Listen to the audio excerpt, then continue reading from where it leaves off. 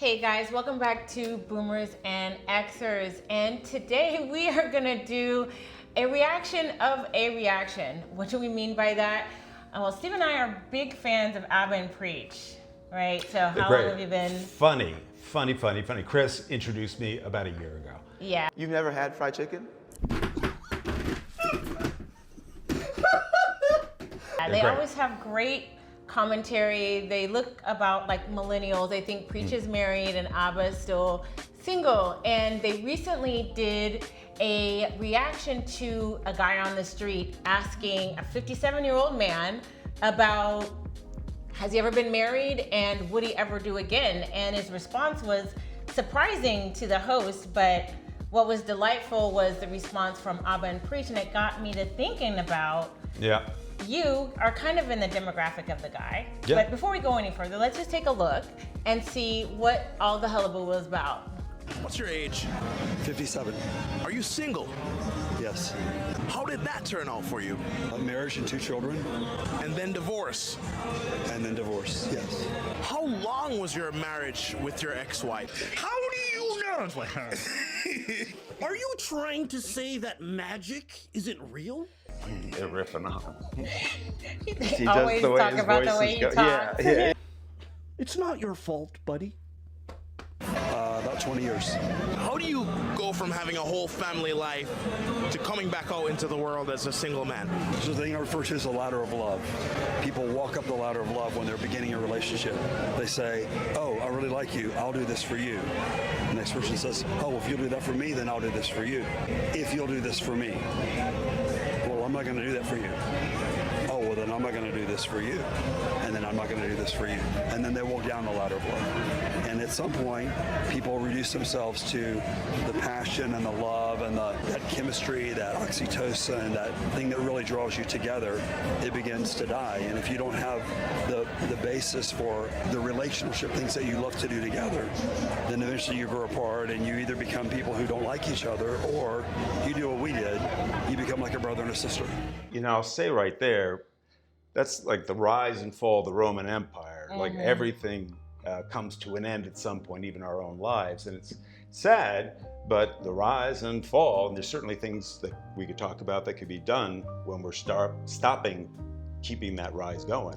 Yeah. But ending up as brother and sister, I mean, that ain't too bad. I mean, there's so many other ways that it could go. Years of marriage, we're both divorced, right? We both have over 20 years under our belts, and we know from our own experiences that it can go either way. You can end up hating each other, or you guys can be friendly and cordial, and it's always better for the kids. But the thing that really got to me was I could see what he was saying about the ladder of love. It's like, okay, it's all about like reciprocation. It's like, I'll do this for you. So somebody is expressing some vulnerability and the other person appreciates it, and they say, okay, well, since you're giving, then I'm gonna give. And then, well, you're giving me this and I'm gonna give you some more. And then the other person says, well, yay, I'm gonna give you some more. And so you're walking up that ladder. Sounds great. Both. Yeah. Where's the problem?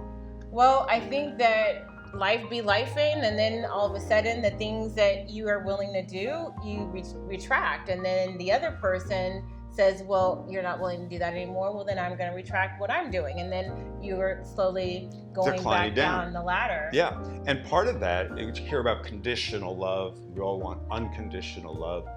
You know, relationships, they're somewhat like business or contracts. I'm a business guy, so I see the world that way. And we want to be feeding into each other so that we're able to feed back and communicate when we're like, hey, I'm feeling empty here. I'm not getting what I need. Yeah. And finding it not just from like a succubus from one person, but as best as we can, help each other, support each other, become who we need to be. Yeah, it really is about reciprocation. Like I hear a lot of outrageous stuff online where whether it's the man or the woman saying, oh, I have this wonderful partner and they do all of these like ideal things that you would want for a partner to do. And by the way, I don't do any of that I sit and shit. eat bonbons. I've seen it. And you know, life is hard enough. I mean, anybody who's alone, I've been alone. It's hard to do everything alone. It's so much easier partnering up. Right. And in a love relationship, it goes far beyond who gets the groceries this week. Right. But I like how he put it. Ladder is sort of a good metaphor for it. Let's keep going. Do you see yourself getting married to a woman again, or is it more of just a life partner thing from this point going forward? So I haven't married a second time, but I'm looking for a wife. Why even take that risk? Recently, I was talking to a married friend of mine, and I said, I think I'm going to take a wife, because I was going in that direction. And he said, why? Right. Did he feel your forehead to see if you had a fever? Absolutely. So, and having been a married man for 26 years, yeah, there are seasons when it seems far better without. But having been single for 10 years, I can tell you that we're better together. Yeah, I mean, it's interesting what the guy's reaction was. Why even take the risk? And I think young people ask the question, and I think it's a fair question, because I think for a long time there was a lot of rhetoric about how marriage was just this ideal and everything was great, and if your marriage wasn't great, then somehow you were a failure. And then you find out that there was a lot of people maybe not being completely honest about like what it takes, because marriage does take work, and it's not like love is enough. It's also cooperation, reciprocation, and tolerance and sacrifice.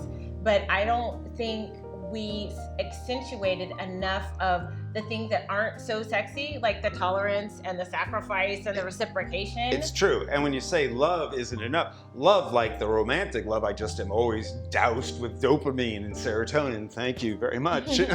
But it is more. To sacrifice for each other is part of it. And it's part of what makes a beautiful bond. Right. It ain't easy all the time. Yeah, You're tired.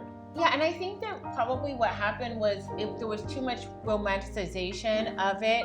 And it was like our grandparents, our parents knew that marriage was going to be hard. Like, I don't think anybody had to tell them. I think that the world was hard. Things were going on in the world that was hard. And that you clung together and worked together so that you could survive under harsh conditions that were going on outside of the relationship. There were wars, there were protests, there was worry about nuclear war. I mean, there was always these external threats. And so food on the table. Yeah, putting food on the table. But now, things are, relatively a lot more quiet than how our parents grew up.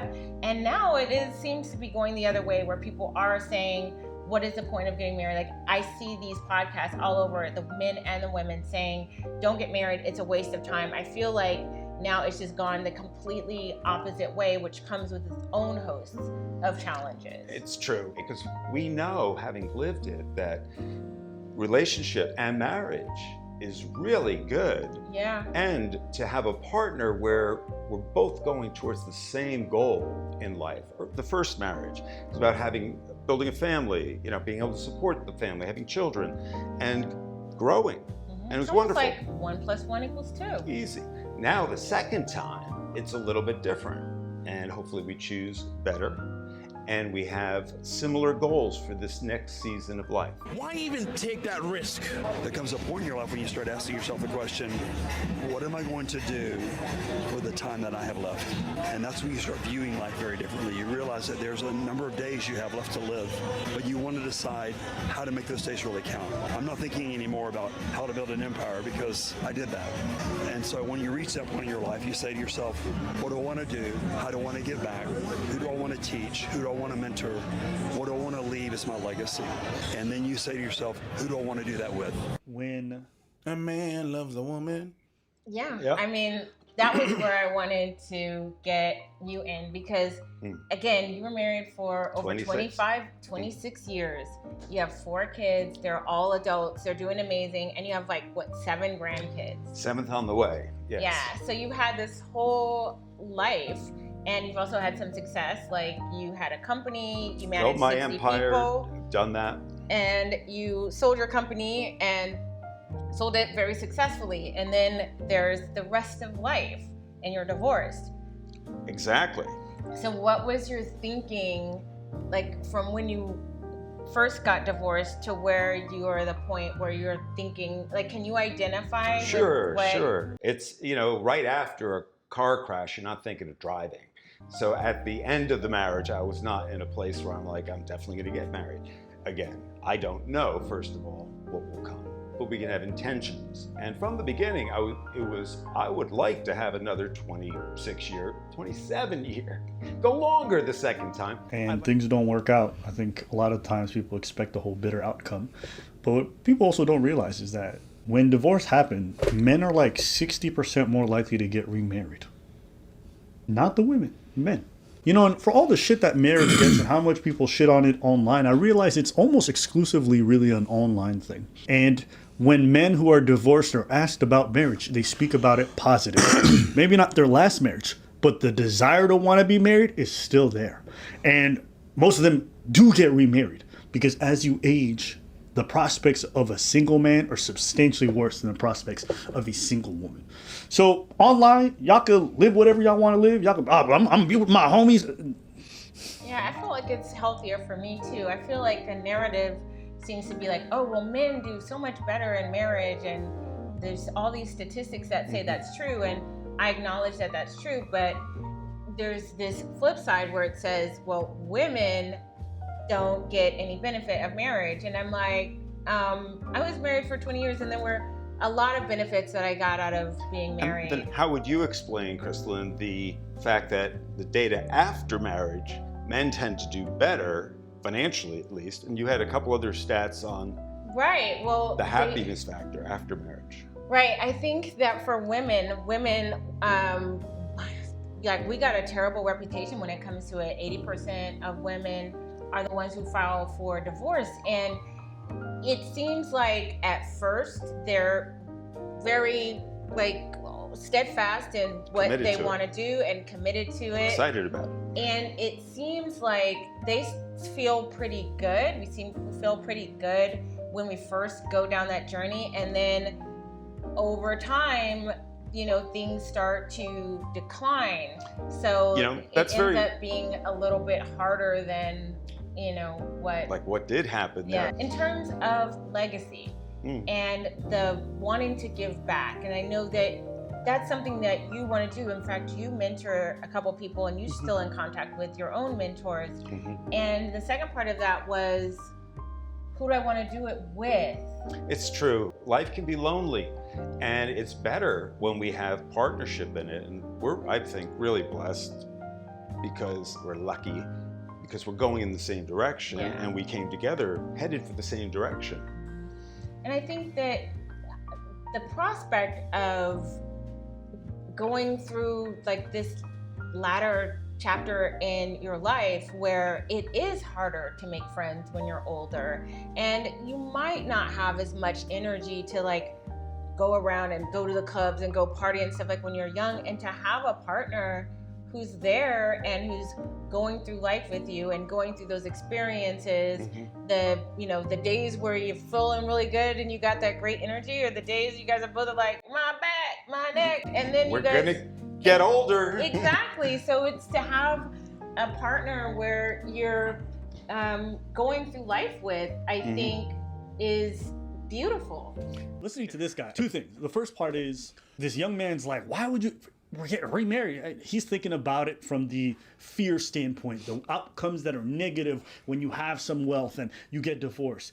But if you listen to the man who's actually been through it, he don't speak with it with like this tremendous pain or whatever it is. He's looking towards the future and be like, oh, listen, I don't got much time in this world. Like, my days are numbered. So what am I here to do? He said, I wanted to mentor. Who do I leave my legacy to? Who do I help? He's not thinking about Hugh Hefner trying to fuck, because that's just not.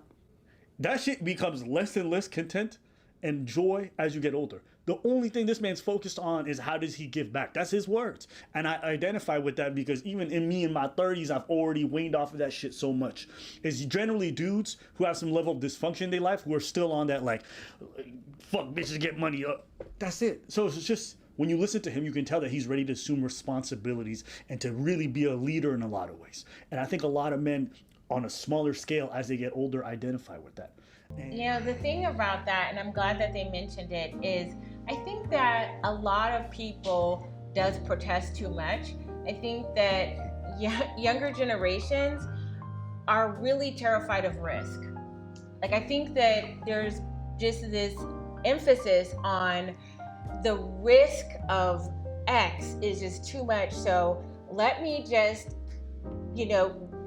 crap on it and make it seem so horrible that nobody would ever want to do it, even including myself. So because the risk is so much, then I'm just going to act like every horror story that I've seen on TikTok is how it will be all the time.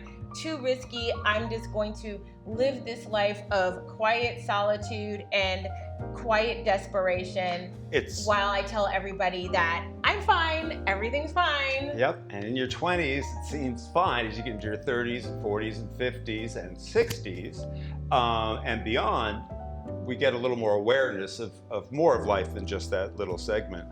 And I think it's a social contagion that's crapping on relationship, because relationship is our social fabric, our human fabric. Absolutely. And connection. And the last thing I'll say is, I understand the point of marriage is to be together forever, but that doesn't always happen. And I personally don't think that it's necessarily failure. Me personally. I know other people have a different view of it, but I could imagine plenty of scenarios where I'm potentially married with somebody for 20 years. You have all these happy marriages. You birth beautiful children. They grow up to be great people. Your ex-wife helped shape them in a lot of good ways, but you guys fall apart. Is that a failure? I don't know. Well, Yeah. he asked the question, so let's answer it. I'm with him. I mean, it's absolutely, in my opinion, not a failure. Yeah, the fact that no it doesn't question. end, that it doesn't go for all of life, what does? Yeah. Only a few things that do. Yeah, I mean, it used to be, you could say, I'm getting married for life because everybody died when they were 45 and 50 years old. It's a lot easier to say that but when we're pushing 100, then people do change. If you believe the theory that we change from the top of our head to the bottom of our feet every 7 years, every cell in our body, it's a possibility for change, but Yep. And there was a social construct that was supporting marriage back then. It was like, stay together. Now it's like, exactly. you're not happy, jump out. Right. You're being subdued or I don't know. I kind of stuff. think some of the social construct of maybe a little bit of y'all really need to stay together might not be necessarily a bad thing, since it's gone so many such the other way. Yeah. But in terms of, is it a failure? Absolutely not. We have great kids, right? We have 8 kids between us, and they're amazing. And there were a lot of happy times. There were exciting times. There were moments of triumphs. There was a moment of deep grief that I shared with this person.